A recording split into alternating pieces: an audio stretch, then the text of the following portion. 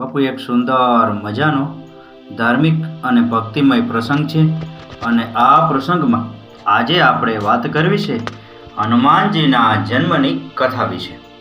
ભગવાન શ્રીરામ ભક્ત હનુમાનજી ઘણા નામોથી ઓળખાય છે, જેમ કે મારુતિનંદન, પવનપુત્ર અને સંકટમોચન વગેરે।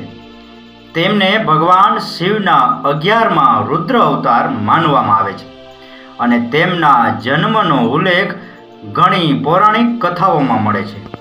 હનુમાનજીનો જન્મ આશરે 85,58,112 વર્ષ પૂર્વે ત્રેતાયુગના અંતિમ ચરણમાં મંગળવારે ચૈત્ર પૂર્ણિમાના દિવસે ચિત્રા નક્ષત્ર અને મેષ રાશિના સંયોજનમાં ભારતના આજના હરિયાણા રાજ્યના કૈથલ જિલ્લામાં સવારે 6:03 થયો હતો, જે પહેલા કપિસ્થળ તરીકે ઓળખાતું હતું। હનુમાનજીના જન્મની કથા ખૂબ જ રસપ્રદ છે। તે માતા અંજની અને વાનર રાજા કેસરીના પુત્ર છે। એવું માનવામાં આવે છે કે તેમનો જન્મ કોઈ સાદો સંયોગ ન હતો, પરંતુ દેવતાઓ, નક્ષત્રો અને તમામ દેવતાઓના આશીર્વાદથી પૃથ્વી પરથી પાપનો નાશ કરવા માટે થયો હતો। માન્યતાઓ અનુસાર માતા અંજનીને વરદાન આપવામાં આવ્યું હતું કે તેમનો પુત્ર શિવનો અંશ બનશે। આ સિવાય એવી પણ માન્યતા છે કે જ્યારે બજરંગબલીનો જન્મ થયો હતો તે જ સમયે રાવણના ઘરે પુત્રનો પણ જન્મ થયો હતો। આ સંયોગ વિશ્વમાં સારા અને અનિષ્ટનું સંતુલન જાળવવા માટે બન્યો હતો। જ્યારે માતા અંજની એક જંગલમાં બેસીને પુત્ર પ્રાપ્તિ માટે ભગવાન શિવની પૂજા કરી રહ્યા હતા, તે હાથ જોડીને અને બંધ આંખો સાથે પૂજામાં મગ્ન હતા, જ્યારે તેની સામે મૂકવામાં આવેલા વાસણમાં એક ફળ પડ્યું।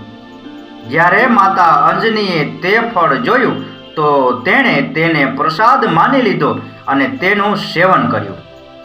વાસ્તવમાં જ્યારે માતા અંજની જંગલમાં પૂજા કરી રહ્યા હતા, ત્યારે ત્યાંથી દૂર અયોધ્યામાં રાજા દશરથ પણ પુત્ર પ્રાપ્તિ માટે પુત્રકામેષ્ટિ યજ્ઞ કરી રહ્યા હતા। આ યજ્ઞમાંથી અગ્નિદેવે પ્રસાદ ભરેલ એક વાસણ રાજા દશરથને આપ્યું।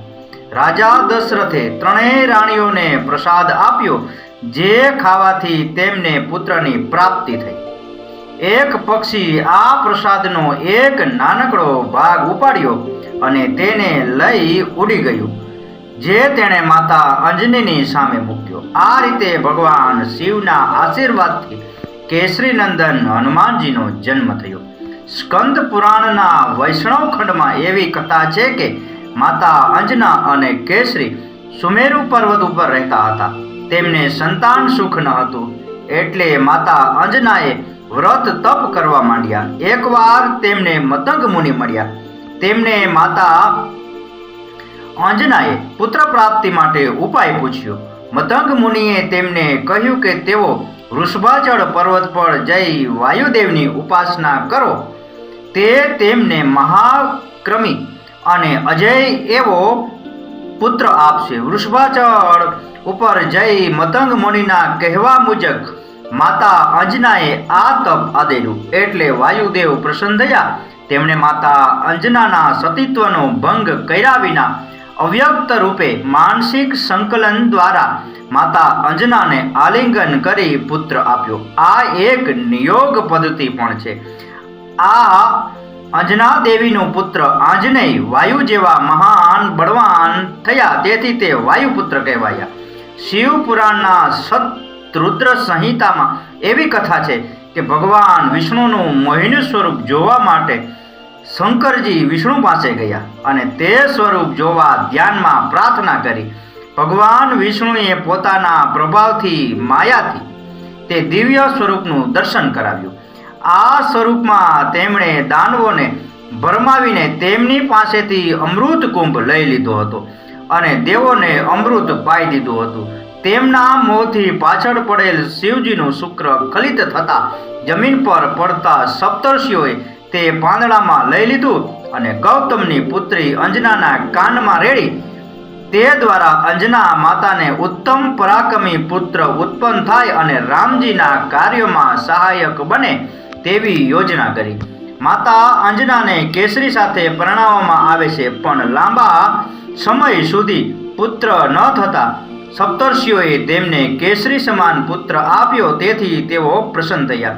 તો બાપુ, આ હતો હનુમાનજીના જન્મની કથા વિશેનો પ્રસંગ. આ પ્રસંગ, આ કથા, આ વાર્તા પૂરેપૂરી સાંભળી એ બદલ આપનો ખૂબ ખૂબ આભાર. આપનો દિવસ શુભ રહે. મહાદેવ હર.